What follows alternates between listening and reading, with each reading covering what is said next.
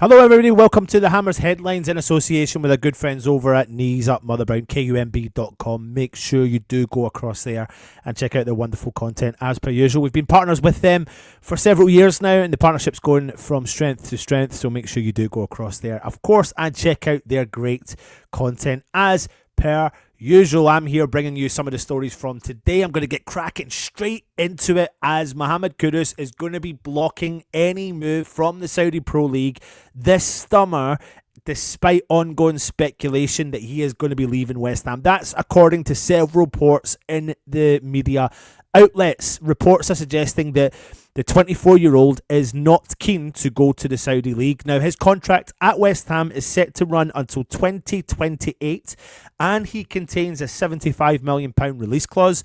But West Ham possibly could be in a situation where we're going to release him for a little bit less, and that has down to the fact that he hasn't performed this season. Now, it looks like, and reports are suggesting, Potter is prepared to let the Ghanaian international leave the club this summer to boost the transfer kitty and also help West Ham keep in line with our financial regulations. Lots of interest from the Premier League. Liverpool, Arsenal, just to name a few, are interested. And I think Kudus probably believes he's got a lot to offer on the European stage before he considers moving to the Saudi Pro League. Now, reports, like I said, are suggesting that he's not interested in moving to the Saudi Pro League, and I suppose there's going to be a whole host of clubs interested in bringing him in to them all throughout Europe. And you'll probably seen from the video earlier today, we spoke a lot about would we sell Kudus and why, and if so, for how much. The problem is, will the Premier League teams be willing to spend the money that West Ham want? And therefore, we find ourselves in a catch-22. I think they're going to be very, very interested in looking at deals for him again to boost the kitty. But when it comes to Mohamed Kudus, like I said in the video earlier on, what do you expect to happen when it comes to him? Will he be a West Ham player next season? Will he be in Europe, the Premier League, or will he be over in the Saudi Pro League? You let me know and put your comments in the comment section as I move on to today's next story. And yesterday, we found out the news from Fabrizio Romano that this man here, Daniel Cummings, has officially signed with West Ham. He signed his pre-contract agreement. West Ham were trying to get the deal closed in January by offering around about £500,000, £500,000 back in the winter window, but that deal was rejected by Celtic, and it looks like Celtic could be regretting that decision from rejecting that amount of money, because it's been announced that West Ham will probably pay a compensation fee of £300,000 to Celtic. Apparently, according to Romano, he has completed his medical for West Ham, and it's only a matter of time before he is officially confirmed.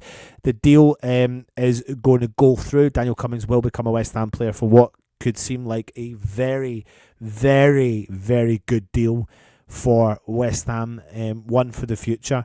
And lots of plaudits have been shared around regarding Daniel Cummings. He looks like he is a real talent. He was on fire for the Celtic B team last season, which earned him a first team call-up for Celtic versus Aston Villa in the Champions League. The 19-year-old scored 6 goals in 7 UEFA Youth League appearances as Celtic B qualified out of the group stage with 3 wins.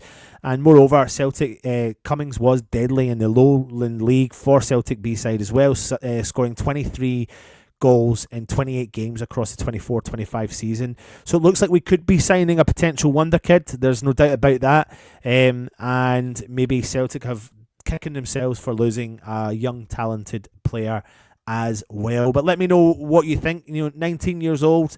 We talk a lot about the young players, the young academy players, and how they're looking over their shoulder, because West Ham are kind of searching around trying to find the best next talent coming out of these countries. We're tapping into the market of Northern Ireland and of course in Scotland now as well. So he's maybe one for the future. So keep your eyes on Daniel Cummings moving forward. As I move into the kind of same theme, but questions over West Ham's brightest young talent have been really kind of brought up over the several years about that kind of pathway to the first team. Several players have came and gone, and been really highly thought of at West Ham, and one player I can think of is Divine Mubama, who of course went across to Man City when he left West Ham and now has been released from Man City. And another player was Kamari Swire, who had a lot of hope really for him in terms of leading the goals for West Ham and assists at under 21 level last season. But unfortunately, he himself announced he was leaving the club on social media. And he is only a few months away really from turning 23 and really couldn't see that pathway into the first team, so had to make that decision that he was going to leave the club. And he definitely has outgrown youth team football and needed to go make a big career for himself, and rightly so, and he's done that, and he's now signed for Northampton Town, who's in England's third tier. And he's got 6 senior league appearances under his belt, and he's got a chance to make his name in football in general. And it's the former West Ham coach and former West Ham captain Kevin Nolan that signed him, because of course he is Northampton Town's manager, and he said he jumped at the chance of signing such an adaptable striker boasting huge potential. He said Kamari is a talented young player who has huge potential, who I've worked with before, so I know all about him. He captained West Ham before spending 4 years. Not he did. Kevin Nolan, as I've said, is captain West Ham.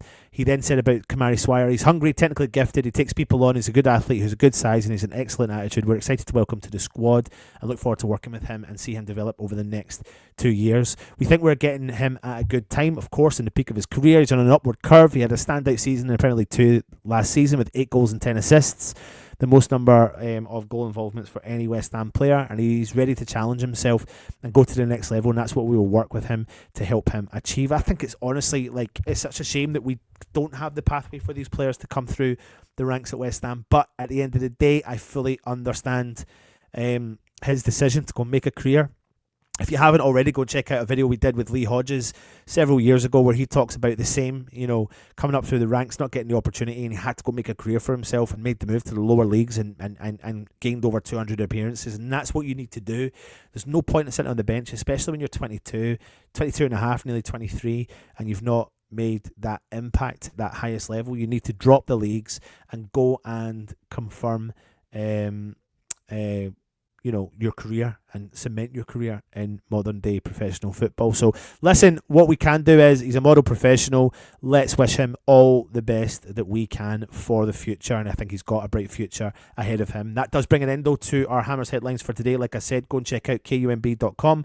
Knees up Mother Brown. Go and check out the wonderful content. Take it easy, hit the subscribe button, hit the thumbs up, leave a comment, and come on you Irons.